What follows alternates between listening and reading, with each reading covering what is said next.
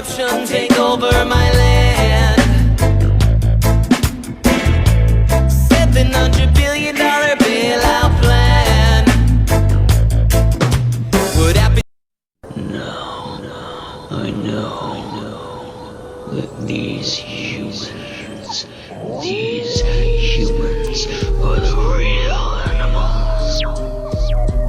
I'll huff and I'll puff and I'll blow their house down.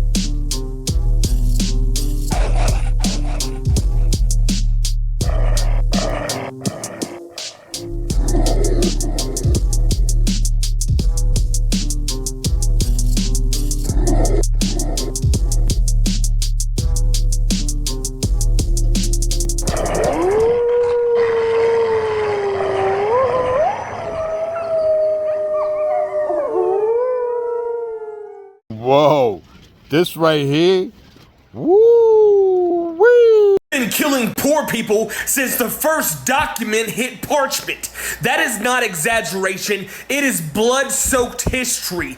They wrote genocide into the founding papers, built fortunes on stolen bodies, called theft a free market, and lynching law and order. The war did not start with Trump or Biden or Reagan. It started when they decided some lives were worth more than others and built a government to enforce it. Someone asked me the other day what the breaking point is. I told them that's long gone. We're not approaching collapse, we're breathing it. This place was never neutral. It was designed to chew up the vulnerable and spit out wealth. Enslavement was not a mistake. Reservations weren't an accident. The prison system did not spiral out of control. It evolved on purpose. Property rights replaced shackles, wages replaced whips, the economy runs on controlled misery. Cis heteropatriarchy ain't a side effect, it's a command system. Same with white supremacy. It doesn't malfunction, it feeds the machine. Every time a black trans kid gets murdered or a poor white mother ODs in a motel bathtub, the system keeps humming. It's working. That is the horror. Capitalism survives by consuming the bodies it pretends to serve. The state is not here to protect you. It's there to punish deviation, to isolate, to crush. Public schools warehouse children until they're ready for low-wage labor or a sale.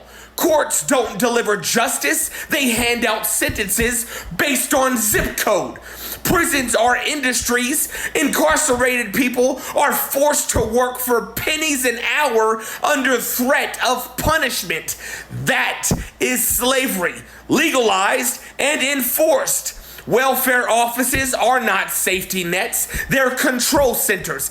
Get in line, sit down, sign here, smile for the camera while your food stamps get slashed and your caseworker ignores your appeal. This is not theoretical. I have seen people bleed out in parking lots, watched corpses rot in trailers while pharmacies locked up insulin behind bulletproof glass, buried friends who froze to death because shelters were full and cops pushed them out of sight. No agency exists to help. Each one is built to extract labor, suppress resistance, and enforce control. That is not dysfunction, that is the blueprint. People keep acting like we're waiting for something worse. It's already here.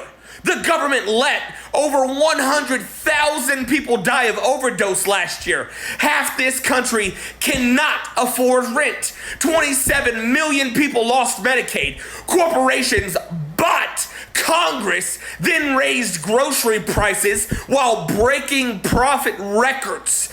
Every institution is in on it. People have to feel it in their gut, must recognize that silence is surrender, and surrender leads to death.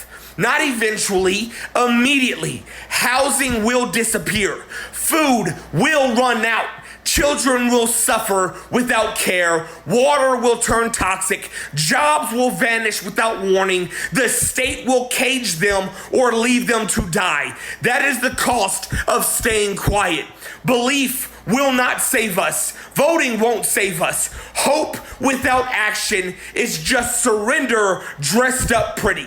It takes desperation. It takes the clarity to know that nobody is coming to fix this. Not the courts, not the nonprofits, and not the politicians. We fix it or we get crushed. You do not negotiate with a boot on your neck. You push it off or you suffocate. This is class war. Always has been, and the only way. Leave it in the comment section. All right.